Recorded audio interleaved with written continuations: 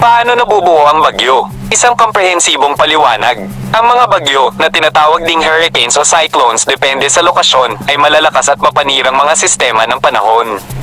Ang pag-unawa sa kanilang pagbuo ay napakahalaga para sa mabisang pagtataya at pagbabawas ang kanilang mga nakapipinsalang epekto. Susuriin ng artikulong ito ang mga komplikadong proseso na humahantong sa pagsilang at paglakas ng mga nakakatakot na bagyong ito. Ang mga kinakailangang sangkap, mainit na tubig sa karagatan, instability ng atmosfera, at ang Coriolis effect. Ilang mahalagang salik ang dapat magtagpo upang simulan ang pagbuo ng bagyo.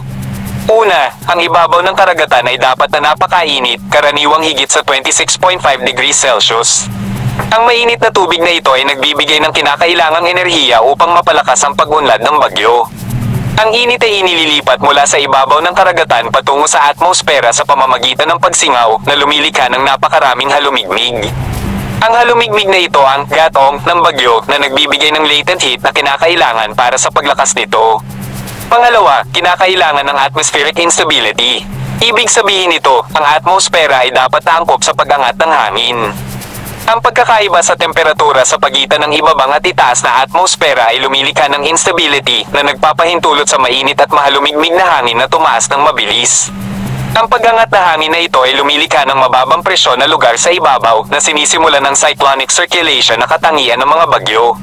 Panghuli, ang Coriolis effect ay may mahalagang papel. Ang epektong ito, na dulot ng pag-ikot ng mundo, ay nagliliko sa gumagalaw na hangin pakanan sa Northern Hemisphere at pakaliwa sa Southern Hemisphere. Ang pagliliko na ito ay napakahalaga para sa pag-oorganisa ng mga cyclonic winds sa paligid ng mababang presyon na sentro. Kung walang Coriolis effect, ang mga hangin ay direktang sisabog sa mababang presyon na lugar na pumipigil sa pagbuo ng umiikot na bagyo. Mga yugto ng pagbuo ng bagyo mula sa tropical disturbance hanggang sa mature typhoon. Ang pagbuo ng isang bagyo ay isang unti-unting proseso na karaniwang dumadaan sa ilang magkakaibang yugto. Isa, tropical disturbance. Ito ang unang yugto na nailalarawan sa isang kumpol ng mga thunderstorm na may hindi organisadong mga hangin. Ang mga disturbance na ito ay madalas na nabubuo sa mga rehiyon ng convergence kung saan nagtatagpo at tumataas ang mga air mass.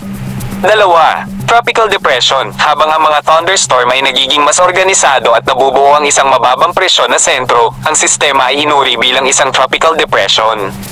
Ang mga matatag na hangin sa loob ng depression ay karaniwang umaabot sa bilis na hanggang 38 miles per hour. Tatlo, tropical storm. Sa karagdagang paglakas, ang sistema ay nagiging isang tropical storm. Ang mga matatag na hangin ay tumataas sa pagitan ng 39 at 73 miles per hour. Ang bagyo ay binibigyan na ngayon ng pangalan. 4. Typhoon. Kapag ang mga matatag na hangin ay lumampas sa 74 miles per hour, ang sistema ay inuri bilang isang typhoon.